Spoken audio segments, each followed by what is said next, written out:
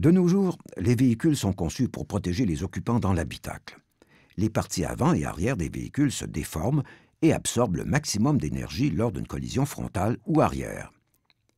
Les côtés et le toit sont renforcés pour protéger l'habitacle lors d'une collision latérale ou d'un capotage.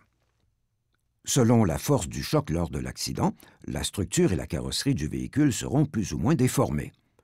L'impact de la collision modifie la structure du véhicule et crée des points de tension, de torsion et de flexion. Il est bon de se rappeler que les éléments ayant emmagasiné de l'énergie risquent de se détendre avec force une fois coupés, tandis que ceux qui ont été affaiblis peuvent s'affaisser lors des manœuvres. Pour travailler efficacement, il est primordial de bien identifier les déformations de la structure afin d'éviter un mouvement de matériel non désiré lors de la coupe ou de l'écartement. Par exemple, lors de l'enlèvement d'un toit dont un des montants est en tension, il est préférable de couper d'abord le montant en tension pour que les autres montants absorbent une bonne partie de l'énergie dégagée. Si le montant déformé était coupé en dernier, l'énergie emmagasinée risquerait de produire un déplacement considérable du toit, ce qui pourrait causer des blessures.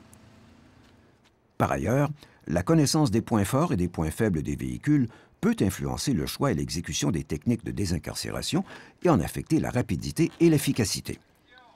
Il est important de bien identifier ces points avant d'effectuer les manœuvres. Comme ils ne sont pas toujours visibles à première vue, il est souvent nécessaire d'enlever les garnitures pour y arriver. Les points forts d'un véhicule sont les endroits où le métal est doublé, replié ou en angle. Les points forts offrent un avantage lors de l'utilisation des écarteurs et du vérin parce qu'ils cèdent ou déchirent moins facilement et peuvent servir de point d'appui, d'où l'importance de trouver des points forts qui serviront de base solide sur laquelle les outils d'écartement pourront être appuyés.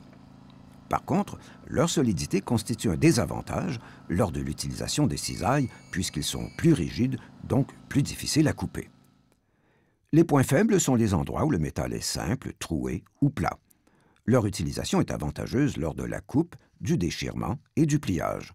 Cependant, ils sont à éviter comme point d'appui.